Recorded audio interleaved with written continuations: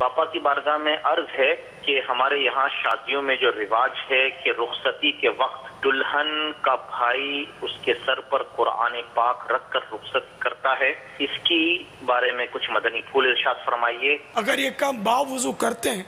कुरान करीम को बावुज़ू जिसने उठाया और जुज़दान नहीं है, जुज़दान वाला तो बावुज़ू बेवुज़ू उठा सकते हैं। हाँ, वो जुज़दान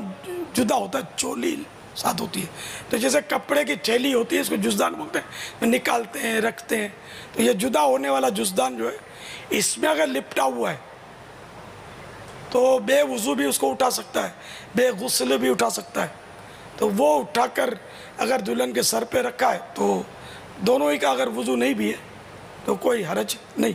अब ये उसूल बरकत के लिए ऐसा करते होंगे, बाज़ार यही है, तो ये एक अच्छी अलामत है। यकीनन ये बहुत एक अच्छी अलामत आपने फरमाई है, लेकिन ये भी कह सकते हैं कि इस तरह करने वाले की मजहबी सोच होगी, मजहबी जहन होगा, कुरान से ऐसी मोहब्बत और अकीदत इससे वाबस्ता होगी कि इसका ये यकीन है कि कुरान के साए में अगर मेरी बहन रुखसत होती है, मेरी बेटी रुखसत होती है तो इसके लिए खुशियाँ इसको मिलेंगी। तो क्या ये इनको ये नहीं भी सोचना चाहिए कि इसके साथ साथ ये ठीक है अपनी जगह एक अच्छी चीज़ हो रही है, इसको क्यों रोका जाए, इसके साथ साथ अगर ये भी जहन हो कि अगर कुरान के अहकाम के मुताबिक शादी होती है तो किस कदर बरकतें नसीब होंगी। यानी अगर कुरान के साए में आप अपनी बेटी या बहन को रुखसत करने पर बरकत महसूस कर रहे हैं और अल्लाह की रहमत से इससे बरकत मिले तो क्या अजब कि कुरान करीम की तो क्या शान है। लेकिन इस पर गौर कीजिए कि जब आपका ये जहन है कि कुरान करीम के साए में अगर बेटी या बहन रुखसत होती है तो इसकी बरकतें नसीब होंगी, तो जिसकी शादी कुरान करीम के अहकाम के मुताबिक हो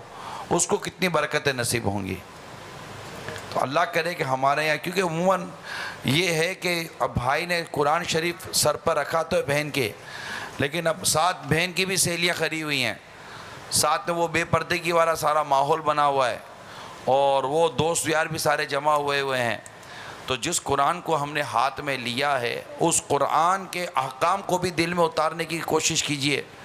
उस कुरान के अहकाम को भी दिलो दिमाग में बसाने की कोशिश कीजिए कि जो कलाम मजीद आपके हाथ में है उस कलाम मजीद ने किस तरह मतलब कि हमें माशरे में रहने का दर्स दिया है। तो अल्लाह करे कि कुरान करीम की बरकतें नसीब हों और हमें कुरान करीम के बताए गए अहकामात के मुताबिक शादी ब्याह करने की भी सआदत नसीब हो।